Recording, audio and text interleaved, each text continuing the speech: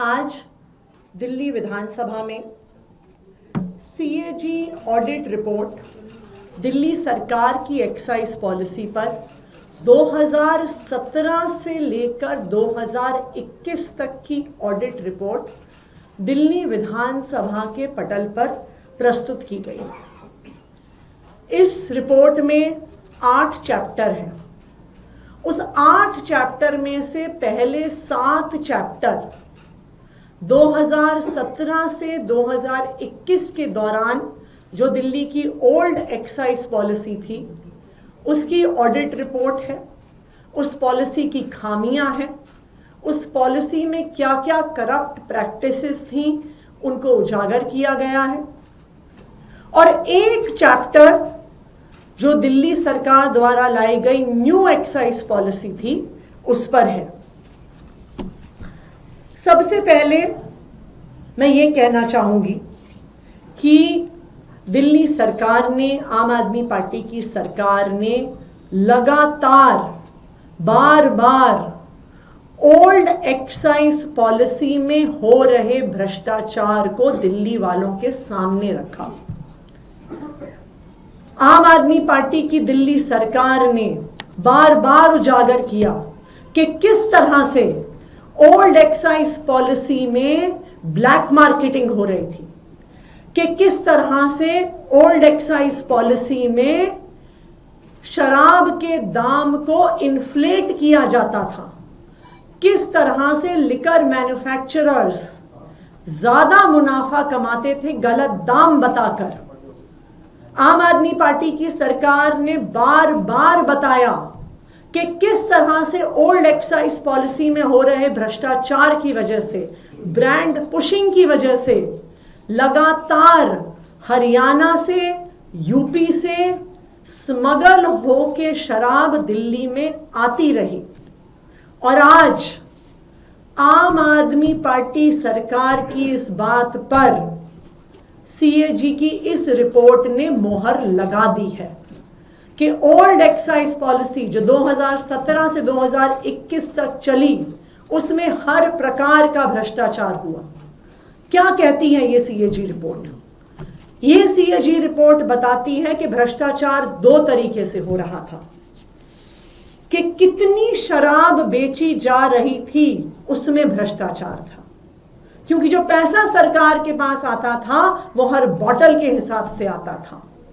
तो जो, और ये सब जानते हैं कि जो शराब बेचने वाले थे वो किस पार्टी से जुड़े हुए थे, किस पार्टी के लोग थे जिन्हें शराब के ठेके मिले हुए थे, किस पार्टी के लोग थे जिनको शराब बनाने के ठेके मिले हुए थे। वो क्या करते थे? बॉटल बाय बॉटल जब एक्साइज कैलकुलेट होता था तो वो फर्जीवाड़ा करते थे ये दिखाने में कि कितनी बोतलें बेची गईं। अगर आप इस सीएजी रिपोर्ट के चैप्टर 5 पेज 44 पे देखिएगा तो ये बताते हैं कि 28% से ज्यादा भ्रष्टाचार ये शराब के ठेकेदार कर रहे थे।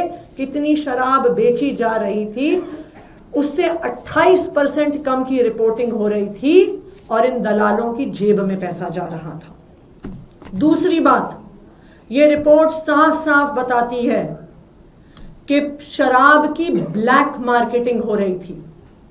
सब जानते हैं कि किस पार्टी के लोगों के पास इन शराब के ठेके थे।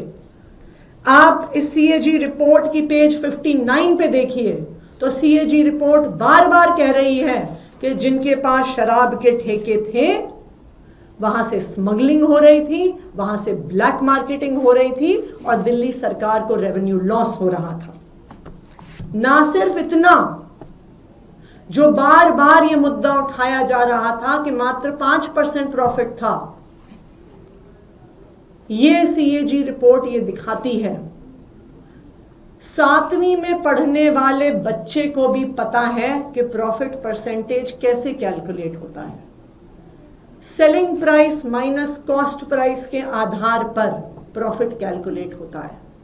लेकिन इन शराब के ठेकेदारों ने गलत तरीके से कॉस्ट प्राइस को कैलकुलेट किया और 5% के नाम पर करोड़ों रुपए का मुनाफा कमाया। चैप्टर 6 पेज 58 ये सीएजी रिपोर्ट दिखा रही है कि किस तरह से गलत दाम दिखा कर देश भर से ज्यादा कॉस्ट प्राइस दिखाकर शराब के ठेकेदारों ने गलत तरीके से मुनाफा कमाया। ये सीएजी रिपोर्ट उसी बात को दोहरा रही है जो आम आदमी पार्टी की सरकार ने बार बार कहा कि ओल्ड एक्साइज पॉलिसी से दिल्ली के सरकारी खजाने को, एक्सचेकर को लॉस हो रहा है। ना सिर्फ इतना, इस पॉलिसी की वजह से लगातार स्मगलिंग होके दारू, शराब दिल्ली में आ रही थी। कहां से आ रही थी? उत्तर प्रदेश से आ रही थी, हरियाणा से आ रही थी। सब जानते हैं कि किस पार्टी की सरकार वहां पे है और उस स्मगलिंग से किसको फायदा हो रहा था। तो आज सीएजी की रिपोर्ट ने इस बात को साबित कर दिया है कि आम आदमी पार्टी की सरकार ने ओल्ड एक्साइज पॉलिसी को हटाकर सही फैसला लिया। सीएजी रिपोर्ट बताती है कि जो नई एक्साइज पॉलिसी थी, इंक्रीज्ड ट्रांसपेरेंसी थी उसमें ब्लैक मार्केट सेल्स को कर्व करने के तरीके थे और उसमें दिल्ली सरकार के रेवेन्यू को बढ़ाने के तरीके थे। ये मैं नहीं कह रही हूं, आज मैं तो कई सालों से कह रही हूं, लेकिन आज सीएजी रिपोर्ट बता रही है अपने 8वें चैप्टर में कि जो न्यू एक्साइज पॉलिसी 2021 में दिल्ली सरकार, आम आदमी पार्टी की सरकार लेके आई, उस एक्साइज पॉलिसी के माध्यम से दिल्ली सरकार का खजाना बढ़ना चाहिए था। उस पॉलिसी में ट्रांसपेरेंसी थी, उस पॉलिसी में स्मगलिंग रोकने के तरीके थे, उस पॉलिसी में ब्लैक मार्केटिंग रोकने के तरीके थे। और जैसा हमने देखा, यही पॉलिसी पंजाब में इंप्लीमेंट हुई। और जब पंजाब में 2022 में ये पॉलिसी इंप्लीमेंट हुई तो हम देख सकते हैं 2021-22 में पंजाब का एक्साइज रेवेन्यू 6,158 करोड़ था, जो नई एक्साइज पॉलिसी के आने से मात्र एक साल में बढ़कर 8,841 करोड़ पर पहुंच गया। और 2024-25 में अब फाइनेंशियल ईयर खत्म होने वाला है, प्रोजेक्टेड एक्साइज रेवेन्यू 10,146 करोड़ है। यानी 2021 से 2025 में इस न्यू एक्साइज पॉलिसी से, जो ट्रांसपेरेंट है, जो स्मगलिंग रोकती है, जो ब्लैक मार्केटिंग रोकती है, उसमें पंजाब में 65% इंक्रीज इन रेवेन्यू हुआ है। सीएजी रिपोर्ट ये भी बताती है कि अगर ये पॉलिसी दिल्ली में ठीक तरीके से इंप्लीमेंट होती तो दिल्ली की एक्साइज रेवेन्यू 4,108 करोड़ से बढ़कर 8,911 करोड़ तक पहुंच जाता, मात्र एक साल में। तो अब जो सवाल दिल्ली वालों के सामने है, अब जो सवाल देश के सामने है कि एक खराब पॉलिसी हटाकर एक अच्छी पॉलिसी लाई गई, एक ट्रांसपेरेंट पॉलिसी लाई गई, लेकिन उस पॉलिसी का ठीक से इंप्लीमेंटेशन नहीं हुआ तो वो 8,900 करोड़ तक सरकार का खजाना नहीं पहुंच पाया, 2,000 करोड़ कम रह गया। तो ये 2,000 करोड़ कम रहने के पीछे किसका हाथ है? किसने रोकी इस पॉलिसी की इंप्लीमेंटेशन? किसने ये 2,000 करोड़ का सरकारी खजाना बढ़ने से रोका?